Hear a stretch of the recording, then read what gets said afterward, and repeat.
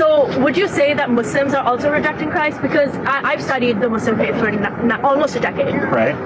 And I know that we believe in Isa, who we call Jesus, right, which is the Arabic name for him, right, as a prophet and as a figure in our religion. So would that be rejecting Christ? So, and also, in your opinion, would Muslims then be going to hell the way you said you'll be going to hell if Muhammad is saying the truth? Yeah, you're right. If Muhammad spoke the truth, I'm going to hell. If Jesus Christ spoke the truth, I'm going to heaven. So obviously the question is, who is Jesus? Does the Quran tell us the truth about Jesus, that he's just a prophet? Or does the New Testament Gospels of Matthew, Mark, Luke, and John that record that Jesus is God in human form, does that give us a more accurate picture of Jesus?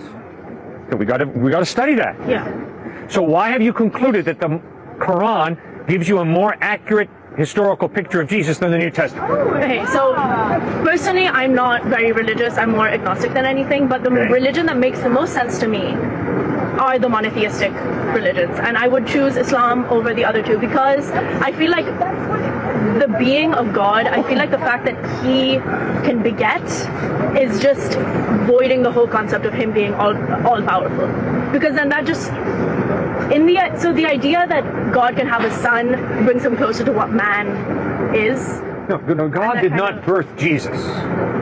Yeah. That's not what the New Testament. So it's like Jesus is more like God in human form? Exactly. So, Jesus is the eternal God in human form according to the Gospels. Yeah. Not according to the Quran, obviously. Yeah. But according to the Gospels, God the Father did not get together with Mary and have baby Jesus. Yeah. No. Jesus is the eternal God who humbled himself and became a human being. Well, doesn't that just bring God to our level then? Doesn't that make him less powerful? Okay, good. When God gave me a free will, did God choose to partially limit his power? He gave me a hand, right? Whap. Oh, God made me do it. God made me hit him. Baloney. God gave me a hand and a free will, which means he reduced his power. He limited his power when he gave me a free will, because I can do this, which is evil, right?